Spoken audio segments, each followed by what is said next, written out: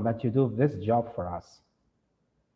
And the way that it works, you need to think like there is an automated process or a piece of code that will actually look at the source code of the page, and it will extract the data that we need, whatever is the data.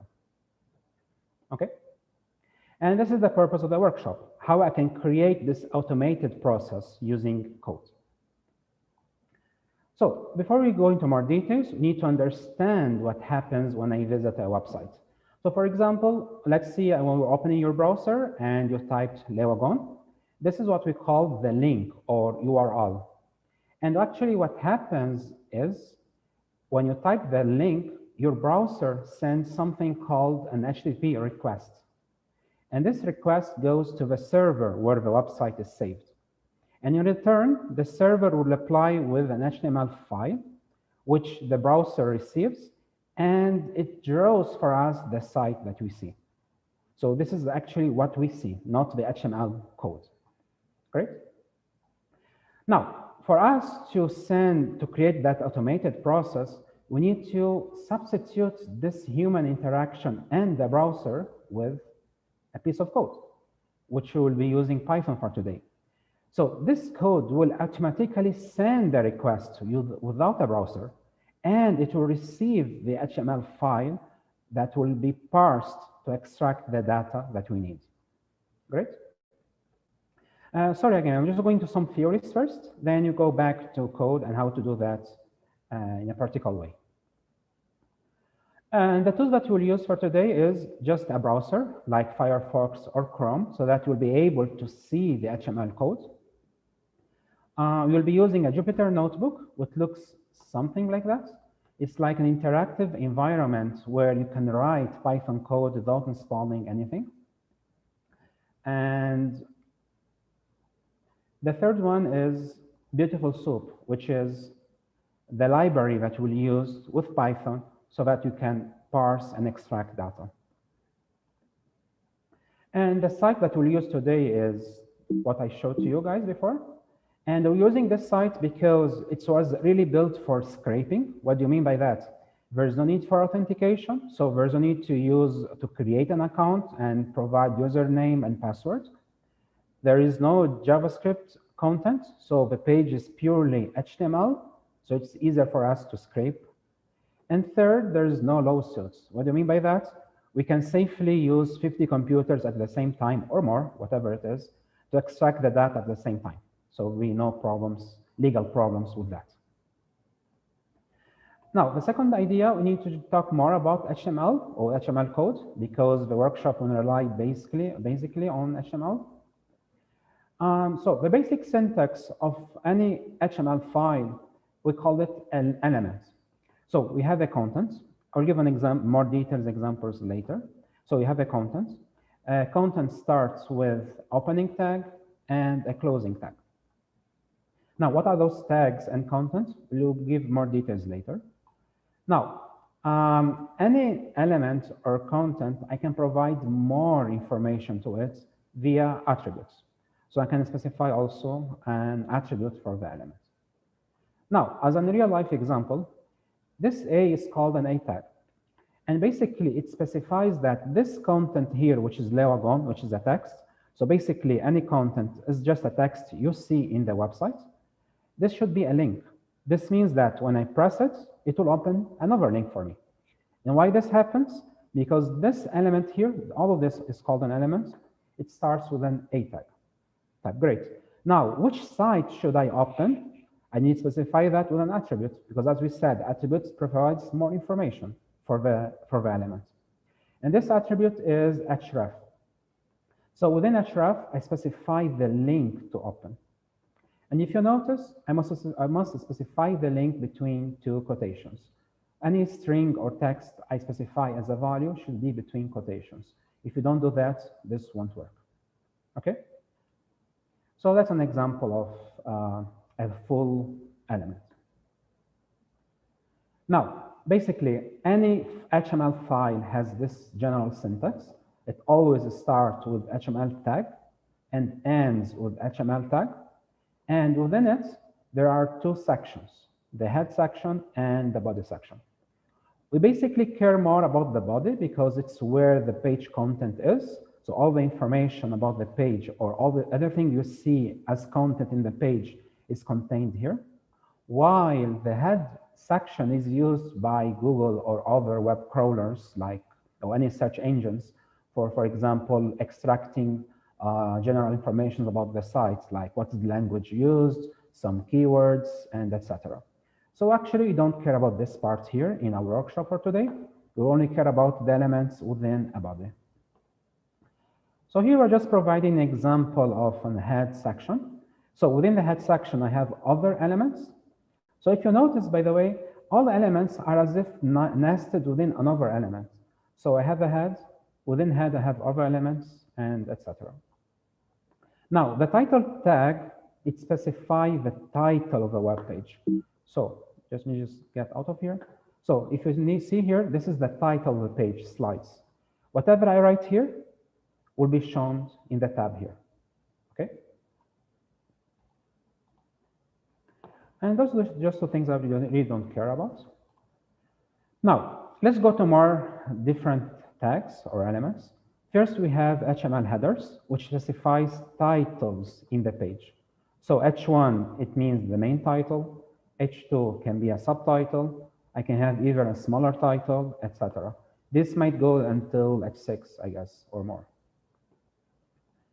Now, P tag, it means a paragraph. It just tells the browser that this text here or this content is just a normal paragraph. Div, it means division. It just tells the browser that, oh, it's actually used just to organize or collect different elements together. So as if this is just one single section within the page. So div is just used for organizational purposes, not more. I will actually, guys, now show you some examples from the site so we can make things clearer. So this is our website, right? Things that we can see. If you want to check the HTML file in the browser, in Chrome, I mean, you just right-click and go to inspect. If you do this, you see the whole HTML file here, okay? Now, everything you see here, it's like a content, as we said. Any word, any title is a content, any picture is a content. If you want to check what is its element, what you can do is press this icon here, this one here, and select any content you want. So let me select all products. I click on it, and you go direct to its elements. So if you notice, this is the H1, the main title of the page, all products. And this is the content, all products here, and the closing tag. Now, this one here, if I press, I go into another site, another page. So basically, a light in, this is the content of a tag, because as we said, A is a link. So let's check it. Again, I should press here, click on a light in, and that's the element. As we said, the tag is A, because this will open a new page. The content is here between the tags, a light in the three dots, and the page to open will be specified by the attribute href. So this is the link of the next page to be opened. Okay, so let's just a quick review on the elements. Let's go back to the slides.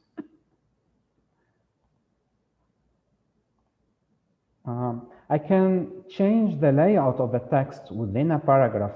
For example, if I use the strong tag, this makes this word bold. So all of this is a paragraph, but within the paragraph, I can have a bold word. I can create an ordered list. So UL, it means an ordered list. Then I provide what are the items in the list. LI, it means list item. I can have ordered list, like ABC, 1, 2, 3, whatever. OL, ordered list. And I provide the items in the list.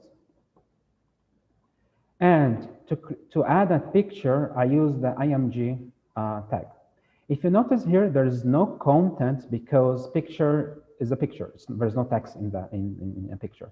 And there's no closing tag. So I just use the opening tag, and that's it. Now, I need to provide two attributes. The first is SRC, which means it's the path where the picture is stored in the server so that the browser shows the picture. ALT, it's like the description of the picture. It's important for, like, for example, visually impaired users that they cannot see the website, but they can hear it. So while the browser is reading the site, instead of showing the picture, it will spell Wagon, as an example. Now, let's now go to another topic and understand how computers see a page. We, as a human being, we see a page like a beautiful design with a nice layout, colors, etc. For computers, they don't do that. They use like a notion of nested tags within each other. So this is like a HTML code, and if you notice that the first tag is article, within article it contains another element, which is div contains another element, and etc. So all the elements are nested within each other.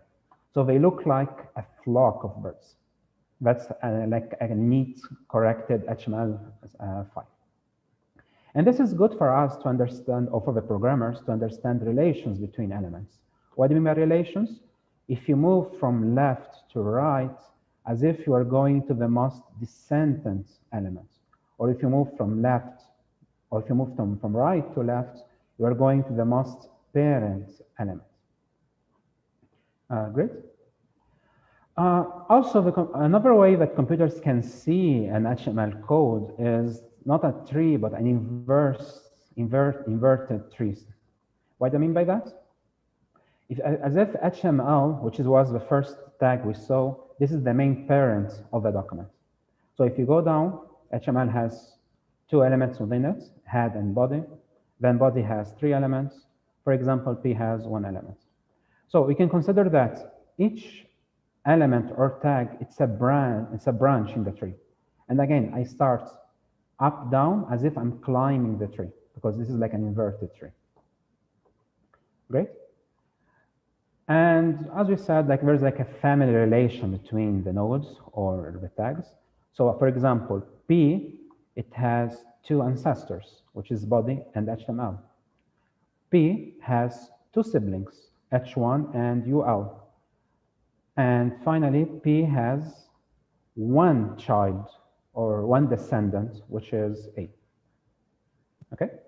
This will be clear later when you are using the Python to extract data. Any questions? Someone opened his mic. Chrome Inspector, I already showed you guys how to do that. So quick review again. If I close this, to check the code again, I just right-click, inspect. And again, as I said, I press here, this icon, and select any content you want to check its code. And here we go. This is the whole element. Opening tag, H1, content, closing tag.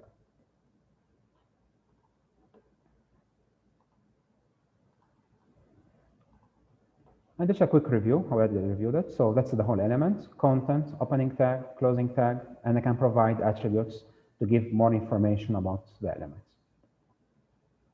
Now, which attributes are mostly used? We already saw href, which specifies the link to open.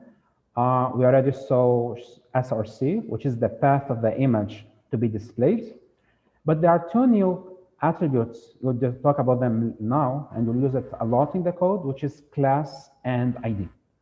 Why they are used? There are three main purposes for them. First, maybe I want to apply certain CSS style to some elements. So CSS will select or specify those elements based on their class value. So if you go back, class is just like a key, any keyword you can use, class and ID. Or maybe I want to apply some dynamic features to some elements using JavaScript. So also JavaScript will select those elements based on their class. And actually those two ideas are not within the scope of today's workshop, but if you guys are interested in that, there are workshops on the Wagon website about CSS and JavaScript, if you wanna know more about it. But for today, you will use Python and Beautiful Soup to select those elements and extract their contents, which is the data that we want. No, I told you guys and I explained that HTML should look like a very nice knitted elements nested within each other, within each other. But in reality, coders don't care about the layout. They just care about how the site looks for the users. So actually, any HTML file is a very messy file, which is not user-friendly at all. So if you notice, this looks like a soup of tags and attributes all connected together. And in order for us to parse that, you will be using, as I said, beautiful soup. And from here, they came up with the name soup, since it looks like a messy soup of attributes and elements. From where they got the beautiful, I really don't know. This doesn't look beautiful. Anyways, just the motto of beautiful soup. You didn't write that awful page. You just want to get data out of it. Now, that's too much theories. Now we go back to the practical part, which is the code part. And we'll show you guys how we can use the sites. Sorry, let me open. How we use using this site to extract the prices and the title of each book. So as we said, I will be using Jupyter notebook, which is run in any browser, and it's very user friendly. We can run Python code on it. We can display pictures, display graphs, etc. It's very used by the data scientists to display their results. But for today, we're just going to, as we said, extract the titles and the price. Okay, basically, first thing, before we start, I need to import two libraries. So I just press this. We have this file, by the way, in the Learn website. I will show the site later. To run any cell, I just press run. Now, this request library, it's actually a library that allows the code to send an HTTP request to the server to extract the HTML file, as I showed in the slides. And Beautiful Soup, as we said, it's the library that we will use to parse the HTML file. So in order to do that, first thing, let me run this. First thing, I need to specify the link of the site I want to access, which is this one. And I just saved it in a variable. Second step, I will send the request to the server. So requests is the library, .get, it's the function that will send the HTTP request. And I must provide an input to this function, which is the link, URL. And in return, I get a response. Now, this response contains a lot of information. All we care about is the content. So when I say response, which is the whole response of the server, .content, this is only the HTML page or file. And that's what we care about for today. So that's how I programmatically was able to connect to the server. Now, this file, I need to parse it. So I must provide it to my Beautiful Soup library so that this will be ready to be parsed and to extract data from. So here I should provide the HTML file, which is here, the same variable.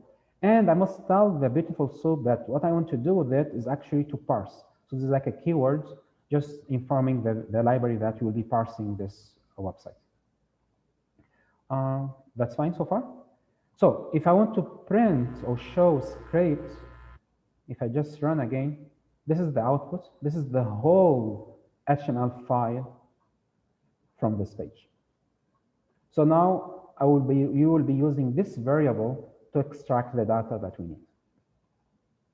Now, before we go, I will just do a quick review on Python. I guess you guys are all comfortable with Python, right? But just do a quick review on variables and functions.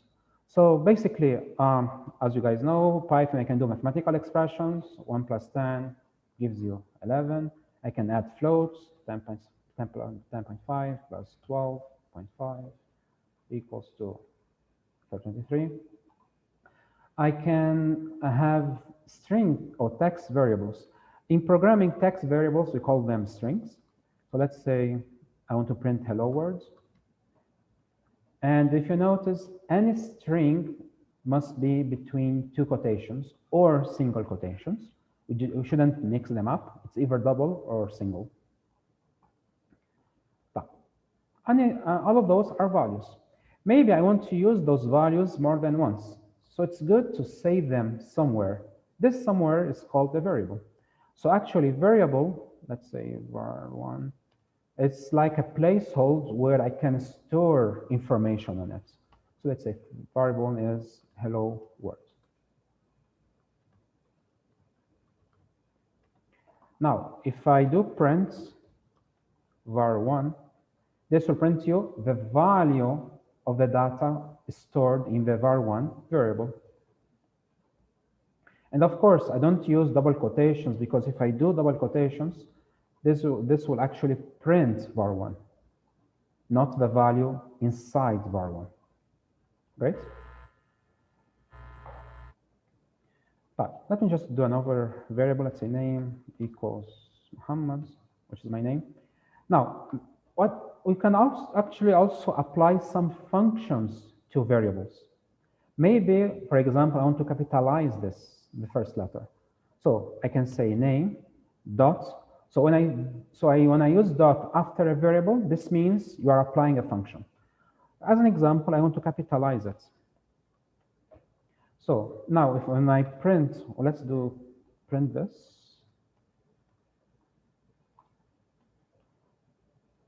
I'll have my first letter capitalized, okay? So those functions are actually built in within Python, or they are extracted from the libraries, okay? So capitalize is actually not from the library, it's from the Python itself. But see here, .get, it's a function, but that was used from the request library, not from Python itself. Yeah, that's just a quick review on variables. Now, let's now go back to my variable script, and let's do some exercises. First of all, let's just, for example, extract the title of the page. So in order to do that, it's very easy using Beautiful Soup. I go to scraped, which is the variable here, which has the whole HTML file. And what I can do in a very easy way, I just say dot, and the name of the tag that contains my data. So since I want to extract the title, we already know that any title should be within the title tag. So here, just say dot title. And I will get my title. But here, if you notice, this is the whole element, not the content itself. So when you say scraper dot any tag, whatever is the tag you want, it will give you the whole element. Now, what if I want to only extract the content, which is this? I do something like that. Scraper dot that title, which is the tag. Now, to extract the content, I say dot text. So text, it means you're getting only the content. So if you run this now, I'll have the title. But if you guys notice, I have those symbols, /n/n. In programming, /n, it means a new line. So, okay, example, let's say I have print hello world again. This will be printed in a new line. But if I want word in a new, in a one line, I mean, but if I want word in a new line, I use /n. So now I will have hello, new line, word. And if you notice, Python don't print /n. So as if this is like a hidden character, okay? So for us, I need to get rid of this. I don't need to see this. To do so, let me just copy paste this.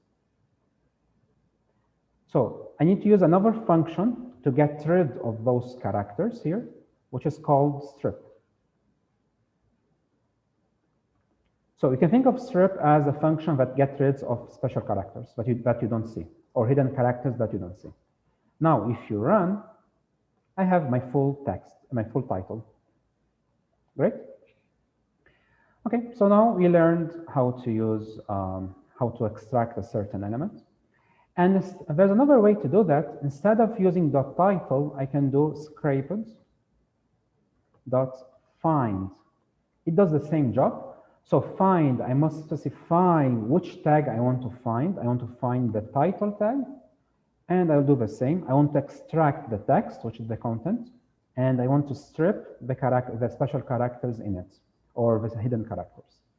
It gives you the same result, okay? Okay, great. Next. By the way, there is something here I didn't explain. When you say scraped.title, it will give you the first element with the title tag. So maybe I have more than one title tags. I might have 10, 20, whatever. If you do this, it will give you the first one. How can I get all of them? You will see later. Now, let's do another exercise. Now let's learn how can I extract a title. Okay, let's say I want to extract this title here. How can I do that? The first step, let's go to inspect and check the code, HTML code. So the first step you should do, you need to know where the element is exactly. So I go here, press on the content I want to extract, and I check my element, which is here. Now, as we talked before, the HTML file looks like an inverted tree, where if I go up, I have the ancestors, I go down, I have the descendants. So if I go down, as if I'm climbing the tree. Okay. Now, second step, after I find where my element is, I need to go up and find a certain ancestor that is unique enough for us to use. What do you mean by unique enough? Let's see. Let's go up. So the first ancestor of A is H3. Well, usually there will be a lot of H3s in a page, so this is not unique enough for us. Those two are symlinks, not ancestors, so I shouldn't look at them. The next ancestor is article, and article has a class. So actually class gives uniqueness for an element. So here class product pods. So this will be unique enough for us to use. So the next step, I won't go directly and go to the A element, but I will go and find the article element. In order to do that, as we learned, let's go to the code. I would do scraped dot. Let's now use the find function. I want to find the article tag. But I might have a lot of article tags. So if I do this, it will give me the first article, which I don't want. I want this specific article with this specific class. So what can I do? I can specify the class also, which is product pod. So I go to the code again. I can provide another input to this function, which is the class. And I must use underscore because class is like a special keyword in Python. So the input is class underscore equals the value of the attribute of the class, product pod. Now, if I run this, you have the whole element article with all the nested elements within it. So that's the second step. So I review. First step, check where the element is that you want to extract data from. Second step, find an ancestor that is unique enough with a certain class and find it in the code. Now, third step, I climb the tree. So again, this is an inverted tree. I climb the tree until I go to the required element. So from article, I should jump to H3. So I must find H3. So here I say in the code, let me just close this. So let's do this again. Dot. Let's now find H3. Now I am here. Now let's find its next children, which is A. Find A.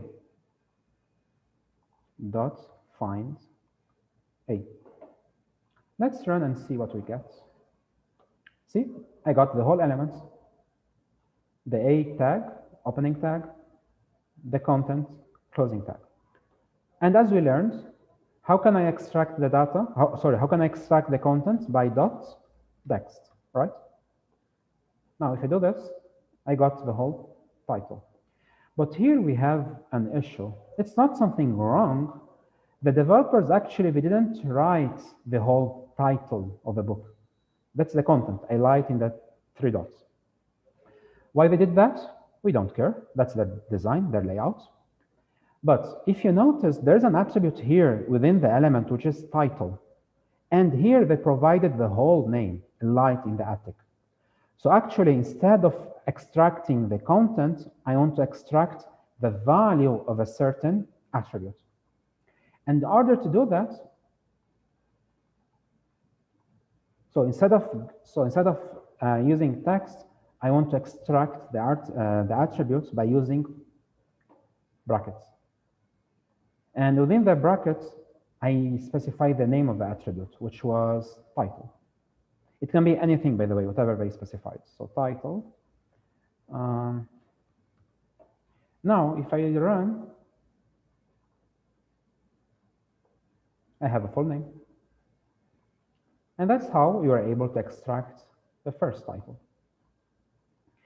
So, as a quick review, if I do find tag, this will give you the whole element. If I do find tag.text, gives you the content. If I do find tag brackets, within the brackets, any attribute, it gives you the value of the attribute. So for example, I can check what is the href of the A element. So let me just copy paste this. So let's say href. This will provide you the link. So now I extracted the link of the book. Great. Now, next. Of course, usually we don't need to select or to extract one data. We need to extract the whole data. So how can I actually select a collection of elements at the same time? And what I mean by collection of elements, the set of all the titles in this page. In order to do that, so when we say find, it provides you with one element. There is a new function which is find all. So script dot find all, it will find all the tags you specify. So let's find all the articles with the class product pod. Let's see what happens now.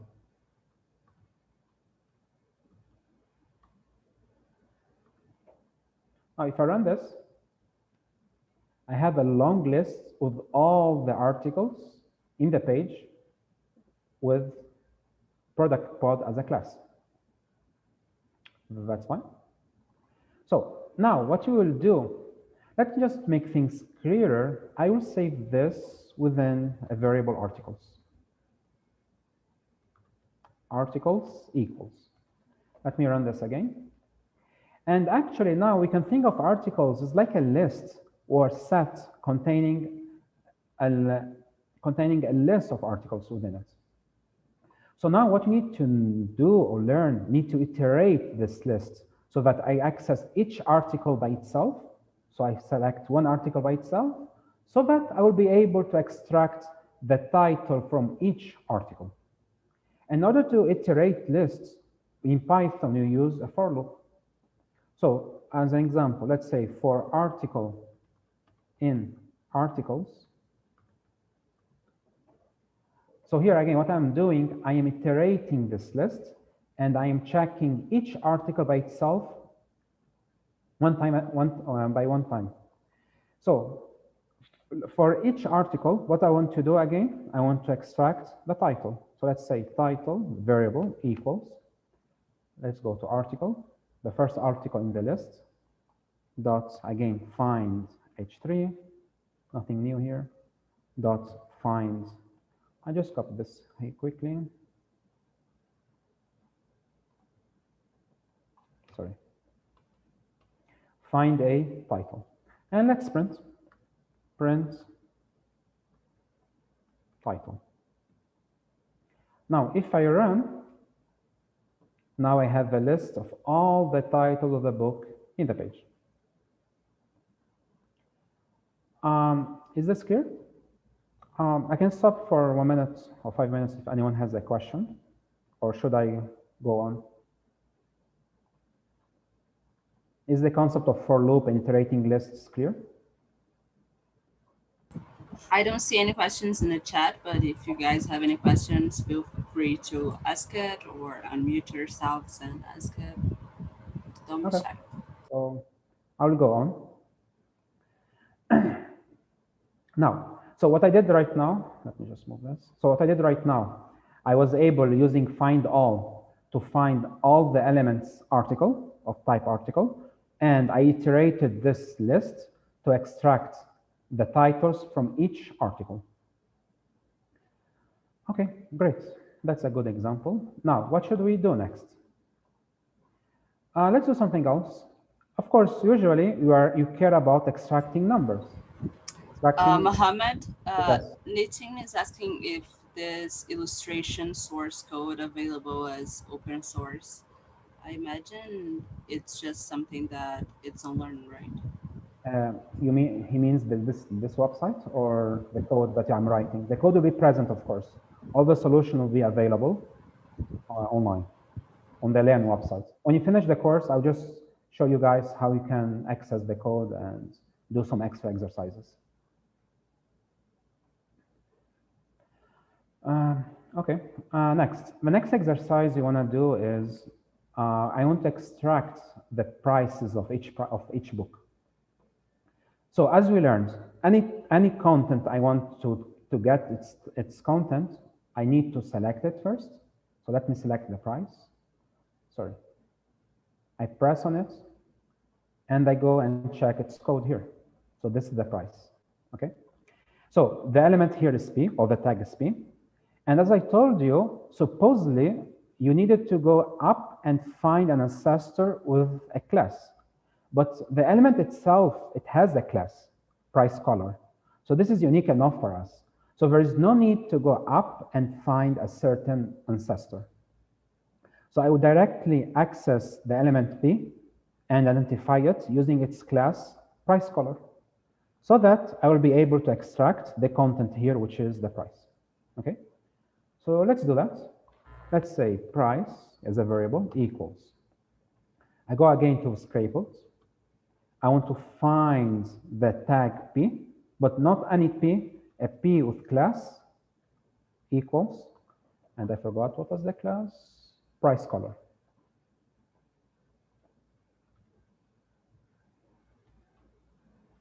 And as we learned, this will give you the whole element, which is this line here. I don't want the whole element, I want the content. How do I do that? Dot text. Let's run. And of course, I need to print price. And I extracted the price. Now, let's do as we did with the title. Let's extract all the prices in the site. So instead of using find, I will use find all. So I create a list of prices first. So prices equals scrape dot find P. Sorry. Again, with class price color. I won't extract the text right now. I'm just saving all the elements in a variable price right now, so that I will be able to iterate this list of elements and extract the price from it. So in the same way, I will use a for loop. So for prices, price in prices. So again, prices, it doesn't contain any price. It contains all the elements P, which contains the prices, okay? So for prices in prices, let's say value equals to price dot. To extract the data, I use text. Now let's print and see what we have. Print value.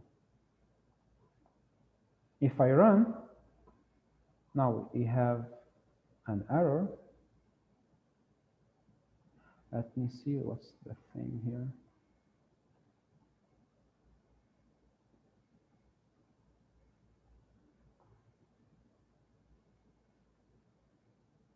Or maybe I just,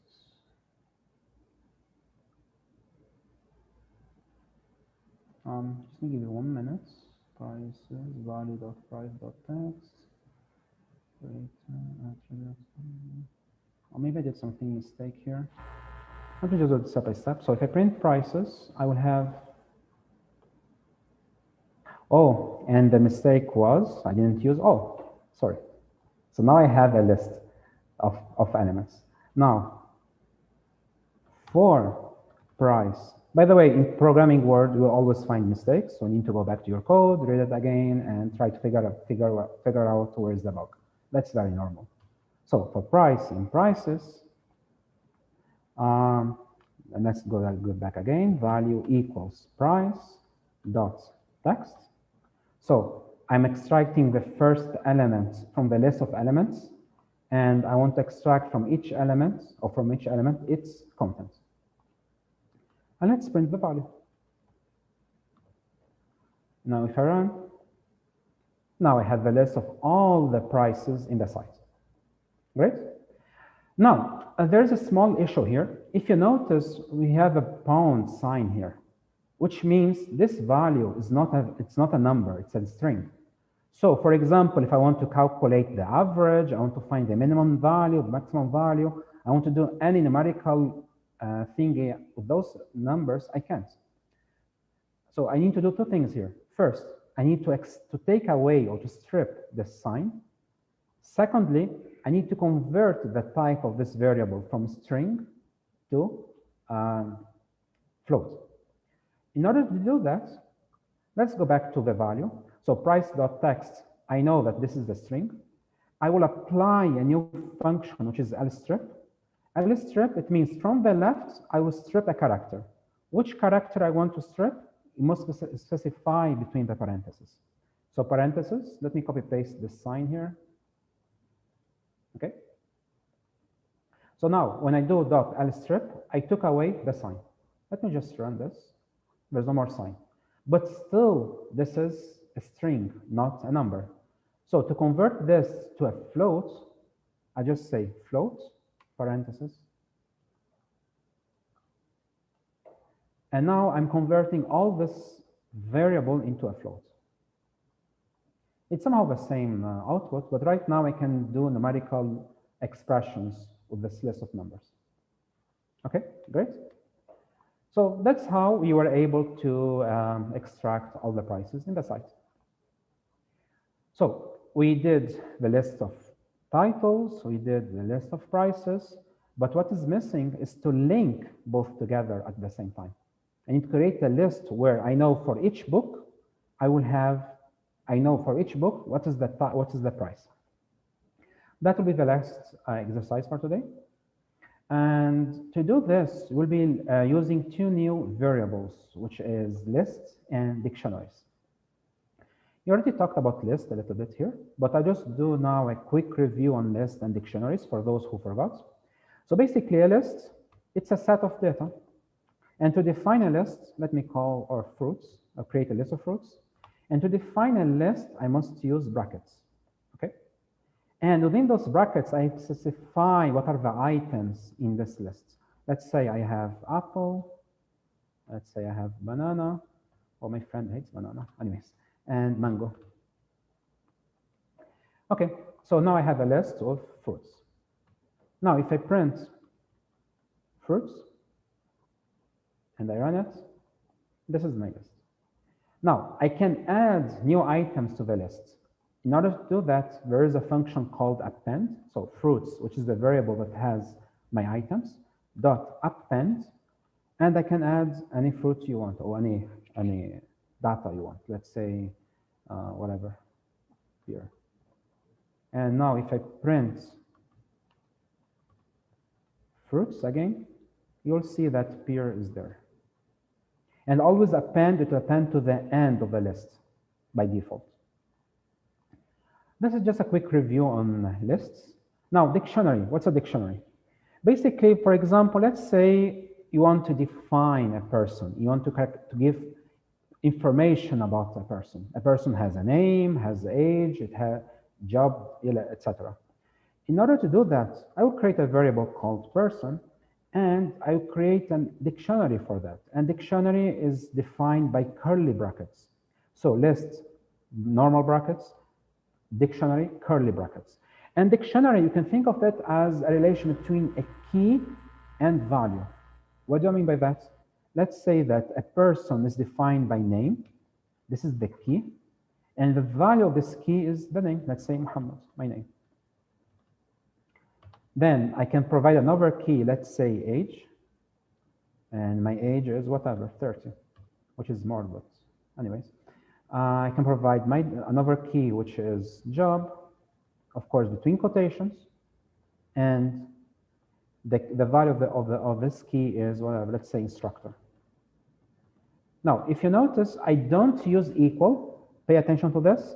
To link the value to its key, I use the column dots, okay? Now that's a dictionary. Now, how can I access the data of the dictionary? So let's say I want to access the age of this person. So I say person, brackets, and the key value, age. If I run, I get 30. Name, the same thing, I get my name. Okay? So that's just a quick review on dictionary and lists. You don't need to know more than this. Just remember that a dictionary is a relation between a key and a value. Now, let's go back to the main task of today, which is linking or creating a list of book with title and a price. So what we will do is, I will create an empty list for now. Let's say book list equals brackets open. Yeah, it's null for now. What I will do using code, I will create a dictionary with title and price. You'll see how I'll do this in a while. So I will create a dictionary book, let's say book. Book is title and price. And this book, I will append, which is a dictionary, I will append to the book list so that I will have a whole list of all the prices linked to their titles. So in order to do that, let's again find all the articles in the code that we have. So articles is scrapes dot find articles with class product files. So to review again, so something I didn't explain, sorry for that. So usually when you want to link two elements at the same time, we didn't do this, we did title alone, we did price alone, but if you want to link two elements at the same time, here we must find a common ancestor for both of them. And luckily we already have it, which is the article. So my title is here within the element A, my price is here within the element B, and both I need to try to find a common ancestor, which is unique enough for us, which is the article. So okay, I did that, I found that article. Let's now find all the articles, which is this piece of code. Now, next, I will iterate this list so that I will extract from each article the price and the title. So for article in articles, I want to get the title of the book, we will see how, and I want to get the price of the book. I will see how. And once you get them, just make things clearer, what I will do, I will create a dictionary book with title as the key and price as the price, because those will be data, title and price. And what should I do next? I must append this dictionary to my book list. So book list dot append the dictionary that I created. Okay, is the syntax clear? We now work on those two things now. How can I extract the data? Now let's do the title. How can I extract the data? How can I extract the title? We already did it. There's nothing new here. So article. Let's just do a quick review again. So right now I am here. I need to climb the tree. Again, this is an inverted tree structure. I need to climb the tree. I need to find after article H3, find H3, I find next A. So article dot find H3 dot find A. And if you remember, I didn't extract the content, I extracted the value of the attribute which contains the whole title. Next, price. If you guys remember what I did before to extract price by itself, I only used the class of this element, which is price color. In this case, I can't because I'm linking both together. So both elements, both data together. So I must start with the common ancestor in this case. So always, if I'm linking 2, 3, 4 elements together, whatever is the number, I always start with the common ancestor. So I'll start here, article. The next ancestor is div. Then the next is P. Okay, so let's do that. Price equals to article dot find div. And this div has a class so that we can uniquely specify it. And the class was, so I was here, go to div, class product price. So product price. Now, next, I want to find my P tag because now I am here. And its class is price color. So find P, class price color. Right? And if you guys remember, I did some stuff with the price. I first stripped the symbol. Let me just copy paste the symbol because I don't have it in my keyboard. Okay. So I first stripped the symbol pound and I converted it into a float type. So by the way, what's happening here? I'm using the same variable price, stripping the size of the symbol, converting it, and saving it back to the same variable. So I'm reassigning the variable price. So here, this is the first assignment, price equals. I can reassign it to a different value. Then, as I explained before, I will create a dictionary with the title, which is the key, and the price, which is the value. And I will append this dictionary to the book lists, which I created here. Now, let's run this and hope there will be no mistakes. And there were mistakes. Who can tell me what is the mistake? It's the second time I do it, which is find all. No. So guys, don't forget, find all. Now, if I run it, do print. Now let's print the book list.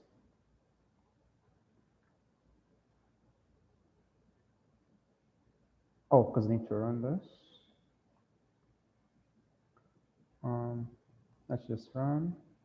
Then I print this. Oh.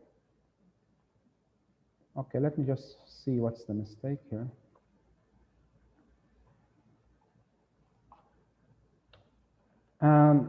So we don't have articles with the S. The tag is article.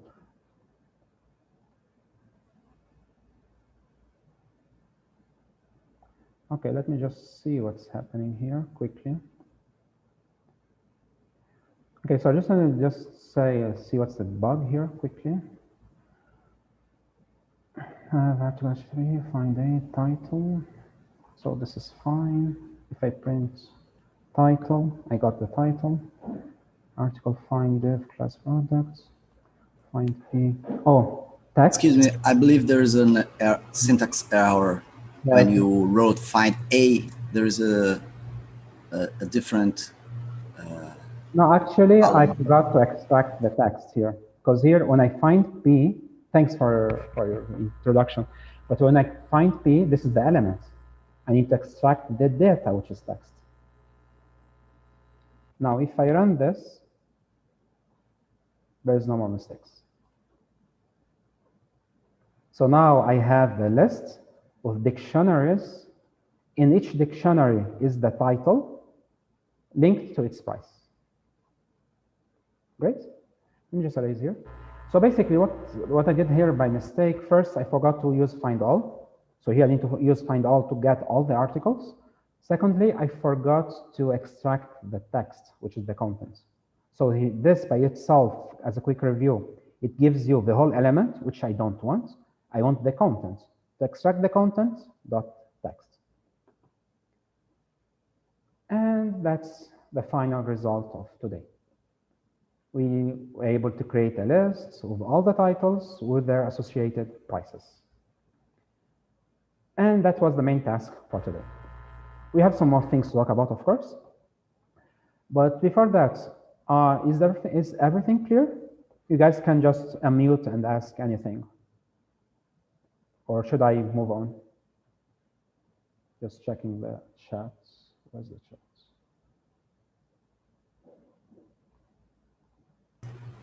Okay. Yeah, go ahead. Mohammed, thanks for all your explanation. And I have a doubt about the syntax. I assume that there's no difference when you use different symbols, like that example, A, find A. Yeah. Which symbol exactly? Because A is not a symbol, it is the tag itself. Right? A is between... one quotation or double quotation, you mean? Yeah, the quotation, single quotation, double quotation. There's no difference. No, there's no difference. True. In Python, sorry, I didn't explain that much. In Python, you can use single quotation or double quotation. It's exactly the same. What is wrong, of course, is to use single and double. That doesn't work. But again, in Python, single quotation, double quotation is exactly the same. Okay? Great. Thank you. That was the question. You're welcome. Okay, so that was the main tasks for today. There's just some extra stuff to talk about, and then I will just show you guys what you can do by yourselves later to practice more.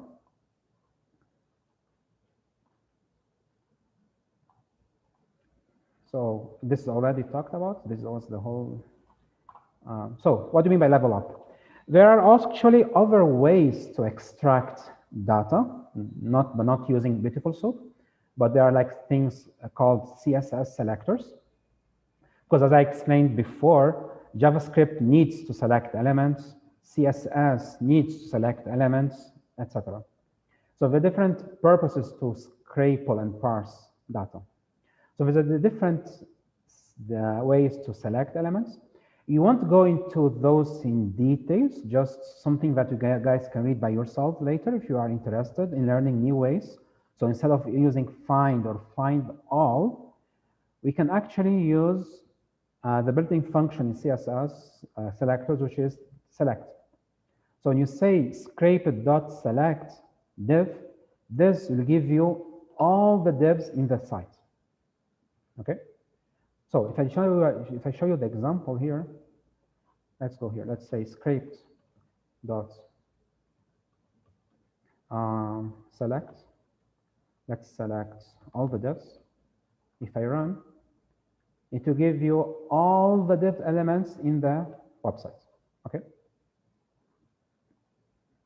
Now, if I want to select an element by its class, within the select, I provide the name of the class, but before it, dot. So dot, it means what you are providing is a class. So when I do this, the output will be all the elements with product price class. If you want to specify or to select an element based on ID, I use hashtag. Okay. So 3 ways: the name of the tag itself, or dot class, or hashtag ID. Which are those? Again, those are substitutes for find or find all.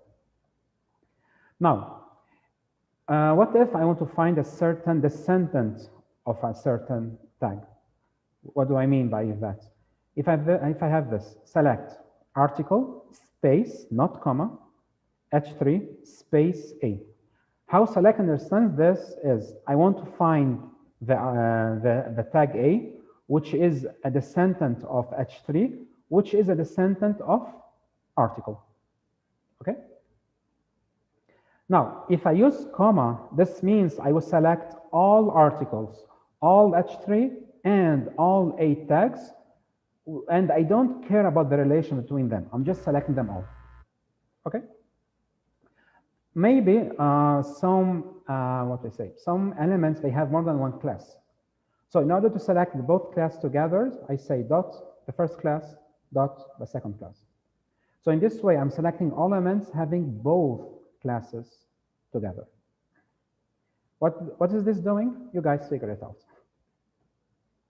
So again, this is just basically another way to select elements. You can just read by yourself later. And just to show this, any library has a documentation.